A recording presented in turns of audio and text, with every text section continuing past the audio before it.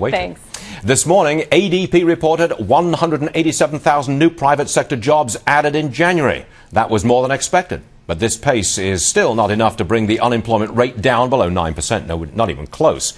Joining the company by phone from Texas, Republican Congressman Ron Paul. Congressman, you've been a frequent guest on this program talking about gold, about the Federal Reserve, and about Ben Bernanke. But we'd like to ask you today about jobs. What do we have to do to spur some real job growth in America? What do you think, sir?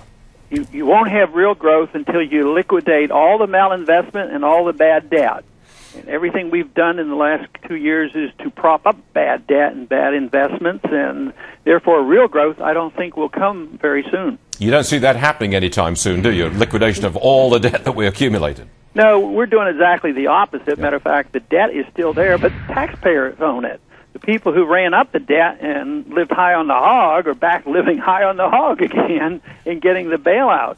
So it was just a transfer of all that penalty to the taxpayers. So the Fed owns all this bad debt, and we're responsible for it, and that's just going to delay the recovery, the real recovery. I take it that you would not raise the debt ceiling. You would live within our means starting as soon as that debt ceiling is reached. I take it that's your position.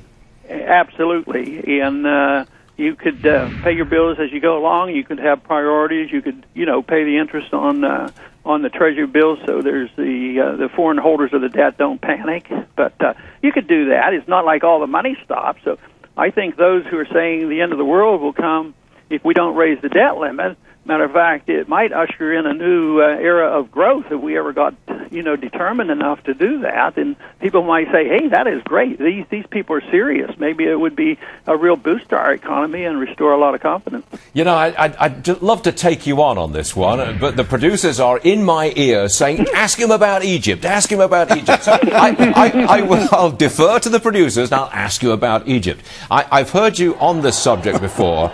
You don't like the idea that we spend any money to the Egyptians or virtually anybody else. That's your position on Egypt, I think. No, it's your money. You earn it, you keep it, you spend it. If you like one faction in Egypt, you send your money over there. That's how a free society would work. No, and I think the $60 billion we invested for an artificial peace over there wasn't worth it because all it does is build up instability. We invested a lot in the Shah of Iran, but it was unstable, and eventually it broke down. So I think this is somewhat similar. Would you say the same thing about Israel? No more government money to Israel? Yeah, if you cut all the money off from everybody, actually Israel comes out to a benefit because we give more money to Arab nations when you add it all up than we give to Israel.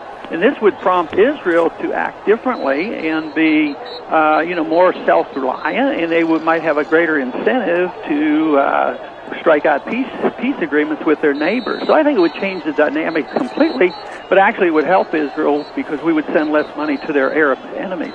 Congressman Ron Paul, I wish we had an extra 3 or 4 hours.